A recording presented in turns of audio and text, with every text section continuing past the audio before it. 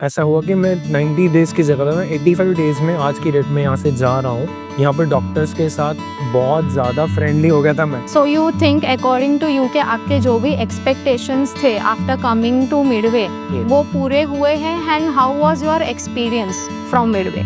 So the staff, caretaker staff being very good. After that nursing staff था यहाँ पे, वो डेली आते थे, चेक करते थे।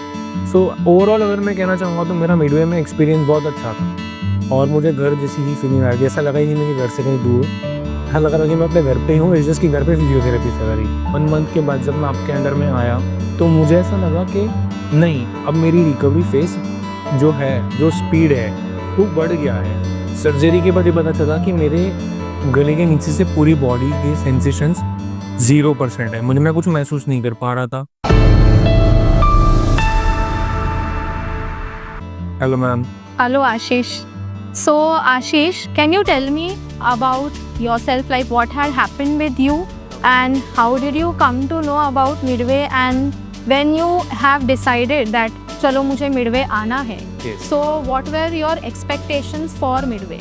ओके, सो बेसिकली मुझे ना स्टिफ नेक था पहले 3-4 मंथ्स फ्रॉम लाइक अराउंड जनवरी फरवरी से लेके। So then in May month ऐसा हुआ कि मेरे से सडन एक कोलैप्स हो गया मैं, जिसमें मेरा पता चला कि स्पाइन कॉम्प्रेस्ड हो गया। सो हमको वहाँ के हमारे अकोला सिटी के डॉक्टर्स ने, जहाँ से मैं बिलोंग करता हूँ, उन्होंने रिकमेंड किया कि हायर सेंटर जाना पड़ेगा जहाँ हमारी सर्जरी होगी। तो हम मुंबई शिफ्ट हुए, जहाँ पे मेरी एक हॉस्पिटल है यहाँ पे, जहाँ पे मेरी सर्जरी की स्पाइन सर्जरी हुई डिकम्प्रेशन टेक्निक के। देन सर्जरी के बाद ये पता चला कि मेरे गले के नीचे से पूरी बॉडी के सेंसेशंस 0% है। मैं कुछ महसूस नहीं कर पा रहा था, कोई मूवमेंट नहीं थी, कुछ नहीं था, नथिंग। तो वहाँ के सर्जन्स ने 2-4 रिहैब सेंटर्स रिकमेंड किए, जिसमें 2-4 रिहैब सेंटर्स को पापा ने चेक किया, मेरे सिस्टर ने चेक किया, फैमिली ने वैसे चेक किया। तो उनके थ्रू जाके फिर हम लोगों ने, पापा ने डिसाइड किया कि हमारे बजट में बजट फ्रेंडली जो बैठता है वो मिडवे होम मुंबई में है, राइट। सो हम लोग यहाँ शिफ्ट हुए मिडवे होम। मैं शिफ्ट हुआ यहाँ 23 मई को। मेरा इंसिडेंट हुआ था 11 मई को। 10 मई को मैं गिरा था, 11 मई को मेरी सर्जरी हुई, कंप्लीट हुई। 22 तक मैं हॉस्पिटल में था, 23 में मिडवे होम शिफ्ट हुआ। सो जिस दिन मैं शिफ्ट हुआ, मेरे असेसमेंट में ये पता चला कि मेरे मूवमेंट्स जो है वो बहुत कम है। बहुत कम, मैं हाथ नहीं उठा पाता था, रोटेट नहीं कर पाता था, पैर नहीं हिला पाता था, चलना तो बहुत दूर की बात है, ठीक है। सो मुझसे जो असेसमेंट हुई तो मुझसे मेरे पूछा गया था कि मेरे एक्सपेक्टेशंस क्या है, कि मैं क्या चाहता हूँ एज़ पर माई कंडीशन। तो मेरा आंसर सिंपल था कि जो सभी का आंसर होगा कि लाइक मैं जिस नॉर्मल बेसिस में पहले था तो मुझे उस नॉर्मल कंडीशन में वापस आना है। आई अंडरस्टूड कि मेरे केस के लिए मेरा नेक रोटेट नहीं हो पाएगा कुछ टाइम तक, कुछ ईयर्स तक, कुछ समय तक। तो फिर उन्होंने मुझसे कहा कि ठीक है, we will start the physiotherapy and on. Video में मेरी फिजियोथेरेपी स्टार्ट हुई। 1 महीने तक मेरी फिजियोथेरेपी में मुझे ऐसा लगा कि प्रोग्रेस थोड़ी कम हो रही है।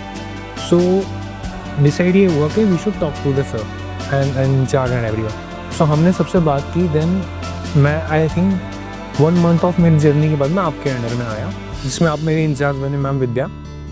तो वहाँ से लेके जो मेरी नेक्स्ट 2 मंथ की जर्नी थी, दैट वाज द टाइम जिसमें मैंने मेरा डिसाइड किया कि मुझे मेरा टारगेट कितने दिन में रिकवर होने का, मैं कितना सेट कर सकता हूँ, प्रैक्टिकली पॉसिबल कितना है। सो बेसिकली मेरा कजिन भी है जो फिजियोथेरेपिस्ट है, मैंने उससे पूछा। उसने मुझे मेरे सर्जरी वाले दिन 4-5 डेज़ के बाद कहा था कि इसमें 6-7 मंथ तो ईजीली लगेंगे। तो मेरे लिए वो बहुत बड़ा टाइम पीरियड था, 6-7 मंथ। सो जब मेरा रिकवरी फेज 1 मंथ के बाद जब मैं आपके अंडर में आया तो मुझे ऐसा लगा कि नहीं, अब मेरी रिकवरी फेज जो है, जो स्पीड है वो बढ़ गया है। जो वर्क करने की क्षमता है, जो मूवमेंट करने की, बॉडी में ताकत आने की, वो स्ट्रेंथ आने की जो ताकत है एक्सरसाइज के थ्रू जो हो रही थी अपनी, वो बढ़ गई है। सो मेरा ये डिसाइडेड था कि मुझे टारगेट कंप्लीट करना है विदिन 3 मंथ्स। जो मेरे फादर का भी टारगेट था कि अपन यहाँ पे ज़्यादा उतना स्टे नहीं करेंगे, after 3 months you will prefer to go. But अभी ये कंडीशन है कि विदिन 85 डेज़ मैं खुद वॉक करता है, खुद खाना खाता है, खुद राइटिंग कर सकता हूँ, मैं कंप्यूटर यूज़ कर सकता हूँ, टाइपिंग कर सकता हूँ। जो बेसिक चीज़ें जो हैं, जो एक इंसान मनुष्य के लिए नीड है, वो मैं अच्छे से कर पाता हूँ within 85 days. Okay. So you think according to you कि आपके जो भी expectations थे after coming to Midway वो पूरे हुए हैं and how was your experience from Midway? To be honest मेरे जो एक्सपेक्टेशंस थे वो मैंने 3 महीने का टारगेट रखा था, मेरे फादर ने, मैंने, समी ने मिल के। तो मुझे स्टार्टिंग फर्स्ट मंथ में तो ऐसा नहीं लगा था कि 3 महीने में अचीव हो जाएगा करके, बिकॉज 1 मंथ स्टार्टिंग का मुझे ऐसा लग रहा था कि नॉर्मल हो रहा है। बट जब आफ्टर 1 मंथ में शिफ्ट हुआ तो वो जो टारगेट था वो अचीवेबल लगा, बिकॉज मुझे डॉक्टर्स ने बहुत अच्छे से बैठ के समझाया गया कि वो जो स्टार्टिंग का जो फेज़ होता है उसमें थोड़ा डिले होता है, उसमें स्ट्रेंथ बिल्ड होती है आपकी बॉडी को।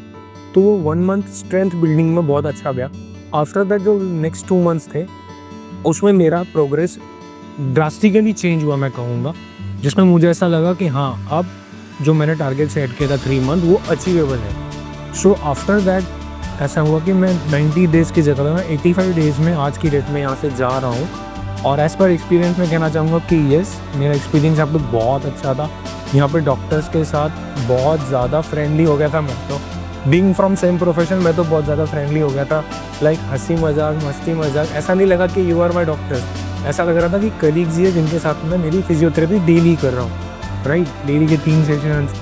फिर रिगार्डिंग द मिडवे, यहाँ का क्लीनलीनेस, यहाँ का staff, caretakers next level. Like caretakers तो ऐसे केयर करते थे लाइक कि they are not caretakers, they are part of our family. उस तरह से हम उन लोगों की वो लोग रोज़ मदद कर रहे थे।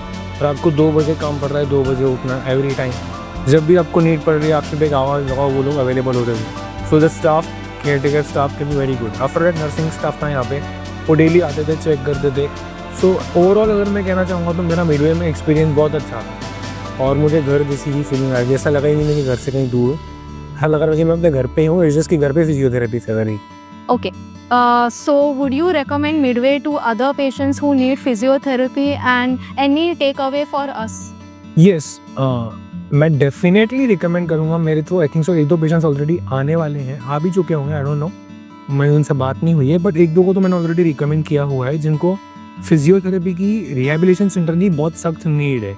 ठीक है, there are like cerebral palsy के पेशेंट्स है जो बच्चे होते हैं, तो उनको मैंने ऑलरेडी रिकमेंड किया है। They were thinking to come to Midway home. So yes, I would recommend it to my colleagues, to my patients, to my fellow doctors.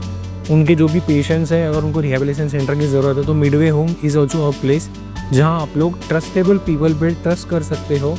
और बीइंग नोन टू मी, मैं उनको बहुत अच्छे से गाइड कर सकता हूँ कि हाउ टू गो देयर, इस जगह पे कैसे जाएँ, किन से बात करें and everything. So yes, I would recommend it. And yes, इतना ही कहना चाहूँगा। Thank you. Thank you, Ashish. Thank you ma'am.